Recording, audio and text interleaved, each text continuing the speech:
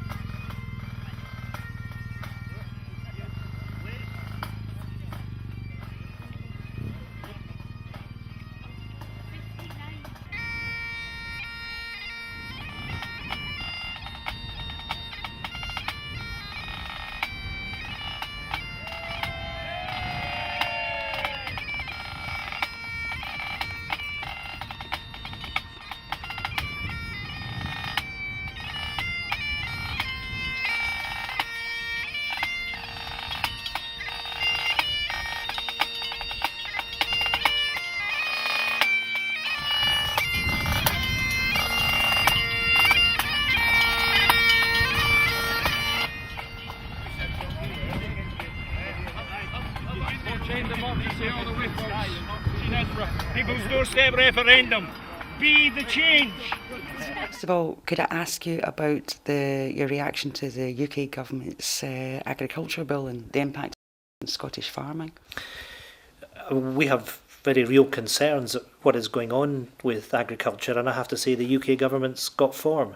If we go back to 2013, the European Commission granted Scotland additional funds because they recognised that we have a very low level of support for hill farmers and crofters in Scotland, the so-called convergence money. It's supposed to be 230 million of euros coming to the UK over a 4-year period between 2016 and 2020.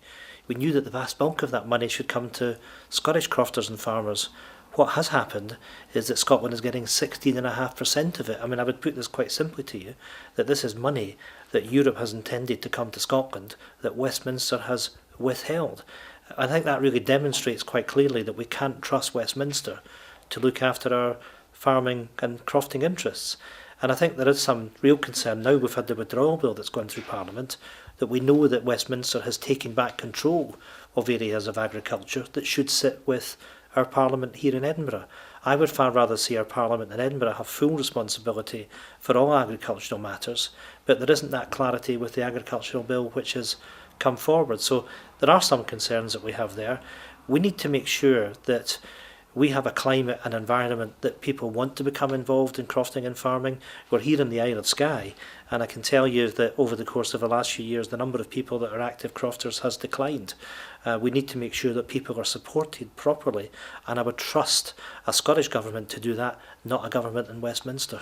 You might have seen that the NFU have made a complaint to the BBC regarding inaccuracies and misreporting on their disclosure programme regarding the dark side of dairy. What did you make of that?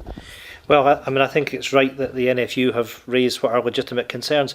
I think issues of animal husbandry is something that people are very concerned about. I mean, I get an awful lot of emails from people very concerned about that issue. What I would say is that I am a crofter myself. I have sheep, and all of us that have animals have got a duty of care for these animals. We want to make sure that they are properly looked after. And I think there is a case that the film has exacerbated concerns that animals have not been looked after properly, that in this particular case that the impression was created that the animals were being transported over long distances into North Africa without any due concern that was given to their welfare and livelihood. And we know that that's not the case. That was an erroneous picture that was presented. I would simply say that when we're discussing these matters, it has to be factual and evidence-based, and the NFU are right to raise these issues with the BBC. The High Court have found that there's been 3 breaches of the law by the Vote Leave campaign, and that the Electoral Commission itself was giving erroneous advice. Can I have your views about that? I think the Electoral Commission have got some answers to give, some explaining to do. I mean, the backdrop to this is that we know that Vote Leave were fined because they didn't adhere to the rules, the regulations, the laws that are there. But we also now know that the Electoral Commission have not made sure that Vote Leave were given the correct advice through this whole process. We need to know that when people vote, that there's a level playing field. We need to know that there's fairness there, that everybody is being treated the same. And this unfortunately does create the impression that the Electoral Commission have not been fit for purpose in the way that they've handled the EU referendum in 2016. So questions have to be asked, but it's not just about Vote Leave, it's not just about the Electoral Commission, that we have to remember the impact of people such as Cambridge Analytica. So there's a whole issue here, and if I may say so, we've also got the situation in Scotland with the dark money, the allegations which have been put to the Conservative Party that simply haven't been answered properly. So we need to make sure that the public can have faith and full trust in the political process, and the Electoral Commission has certainly not helped in making sure that we can deliver that transparency, that fairness and that trust that people need. Can we now move on to the Boundary Commission regarding the proposed boundary changes? Well, I think there is real concern and an outrage indeed in many parts of Scotland from the proposals which have now been laid in front of Parliament. The proposals have been laid, but we don't know when the government's going to bring them forward and have a vote on them. And I suspect that is because they're concerned that they won't get the measures through. And I hope that they can't get them through, but we'll have to wait and see. But the implications for Scotland, I think, are pretty severe. Scotland would go down from 59 to 53 constituencies, and I think there is a real issue about a democratic deficit. We shouldn't be cutting MPs for Scotland that need to go down and make sure that we're standing up for constituency. We should be looking at the unelected House of Lords, where there are more than 800 members of that chamber. That's what we should be looking at, not looking at cutting the number of MPs. Now, when we then consider the impact that this will have, and we're here in the Isle of Skye, so the seat that I represent currently, Skye and Lochaber, is already by far and away the biggest in Parliament. It's over 12,000 square kilometres. So it takes me 4 hours to travel this constituency north to south. It goes from the west coast of Scotland to the east coast. So if I give you the example of this week, we're on recess. But on Monday I'm going to go to Knoydart, which is a fairly isolated community, but it's important that I visit people there that I do in other parts of the constituency as well. That's a 2 ferry journey for me to get to Knoydart for a 1 hour surgery. It will take most of the day. I value the opportunity of doing that, but it's very different from people in an inner city constituency that may have surgeries in a constituency office, and perhaps that will be the limit of what they do. Then on Tuesday I'm hosting 5 surgeries in various parts of my constituency, doing the same on Wednesday and Thursday. And it means over the course of next week I'll actually only be at home one night, because I can't logistically get round, come home. I've got to do that whilst I'm on the road and make sure I'm getting round as many places as possible. So next week I'm off to Beaulieu, to Muirvord, to Dingwall, to the island of Raasay, to I'm going to Kishorn, I'm going to Lochaber, and so on and so forth. But these places are very, very far apart, and people in those places need to know that they have access to the Member of Parliament, that the Member of Parliament will be coming and having surgeries. Now, if these proposals go through, we're going to come down from 4 Highland seats to 3.